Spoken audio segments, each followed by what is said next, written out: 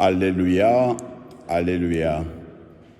Tu es béni, Père, Seigneur du ciel et de la terre. Tu as révélé aux tout-petits les mystères du royaume. Alléluia. Le Seigneur soit avec vous.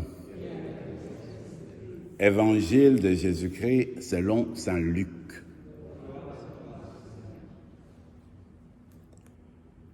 En ce temps-là, les 72 disciples que Jésus avait envoyés revinrent tout joyeux en disant : « Seigneur, même les démons nous sont soumis en ton nom. » Jésus leur dit : « Je regardais Satan tomber du ciel comme l'éclair. Voici que je vous ai donné le pouvoir d'écraser serpents et scorpions, et sur toute la puissance de l'ennemi. Absolument rien ne pourra vous nuire. Toutefois, ne vous réjouissez pas parce que les esprits vous sont soumis, mais réjouissez-vous parce que vos noms se trouvent inscrits dans le ciel. » À l'heure même, Jésus exulta de joie sous l'action de l'Esprit Saint et dit : « Père, Seigneur du ciel et de la terre, je proclame ta louange. Ce que tu as caché aux sages et aux savants, tu l'as révélé aux tout-petits. Oui, Père, tu l'as voulu ainsi dans ta bienveillance. Tout m'a été remis par mon Père. Personne ne connaît qui est le Fils, sinon le Père.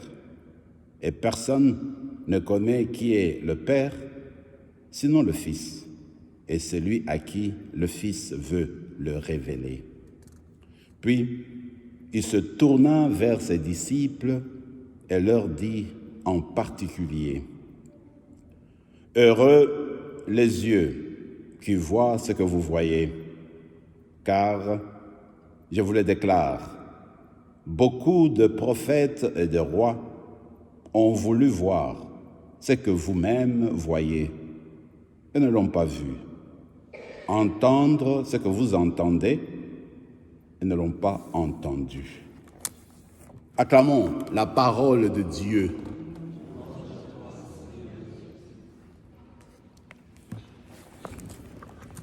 Comme vous le savez, ce texte continue, la lecture continue du livre de Luc au chapitre 10.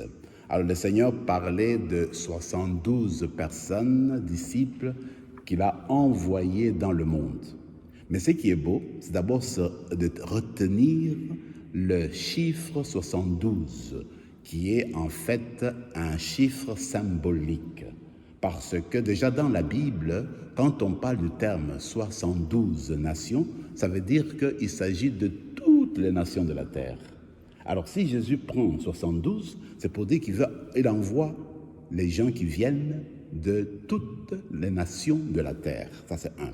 Alors maintenant, dans le texte d'aujourd'hui, les 12 sont revenus, c'est-à-dire tous les disciples, les personnes baptisées, tout le monde revient.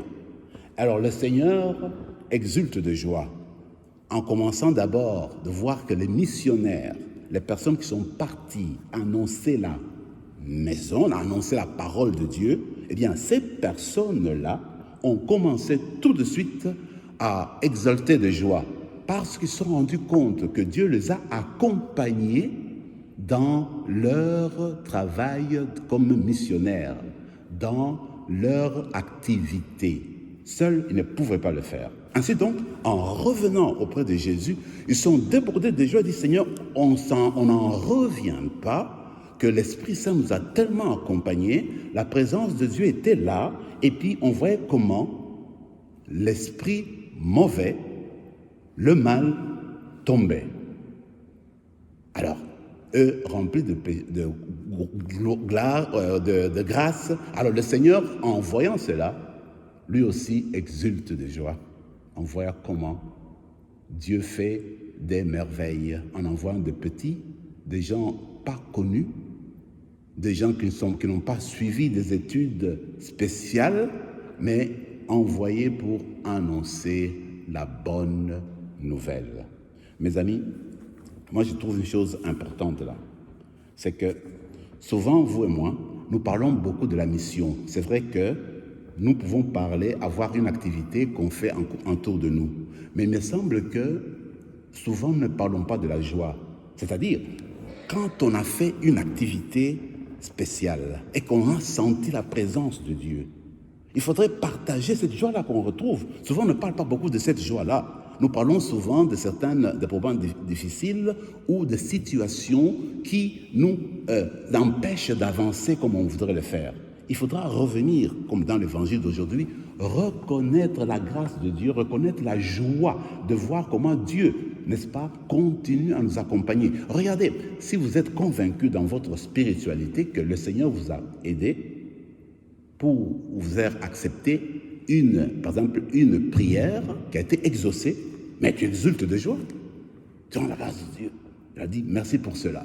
Alors, je me rappelle une fois, je parlais avec une religieuse parce que souvent elle enseignait, puis elle donnait souvent des retraites, puis les gens aimaient bien. Un jour, je partageais avec elle, je dis, écoute, moi personnellement, souvent, c'est difficile, même ce que je vais te dire là, on le partage rarement, je n'ai pas entendu beaucoup. Moi, je disais toujours à la religieuse, en tout cas, moi, personnellement, dans ma vie de prêtre, ce que j'ai vu des fois, c'est que quand tu as prêché une retraite d'une manière spéciale et que les gens ont été prises par cette retraite-là, après, tu sens une certaine joie. Je ne sais pas d'où ça vient, mais tu sens dans le cœur, tout est rempli de joie, ça te porte dans les mains. Tu ne sais pas d'où ça vient. Mais en fait, je dis à la sœur, autrement je ressens de temps en temps, la religieuse me dit, elle aussi. Ça, c'est la grâce de Dieu. Et souvent, on n'en parle pas. Alors, c'est que le Seigneur nous dit aujourd'hui, quand tu reçois la grâce de Dieu et que tu as vu la présence de Dieu, eh bien, remercie le Seigneur, rende grâce au Seigneur. Sans cette joie-là, partage cette joie. Parce que le Seigneur, quand il vient vers toi, c'est pour te remplir de sa présence et de sa joie. Regardez ce qui arrive avec la Vierge. Alors, quand elle apprend qu'elle sera la mère du Sauveur, qu'est-ce qu'elle fait? Elle va partager sa joie avec Élisabeth. Alors, quand elle a fait ça, elle est partie, et quand Élisabeth aussi exulte de joie, alors Marie éclate en joie. Et mon Dieu, mon âme exalte le Seigneur. Exulte mon esprit en Dieu, mon Sauveur.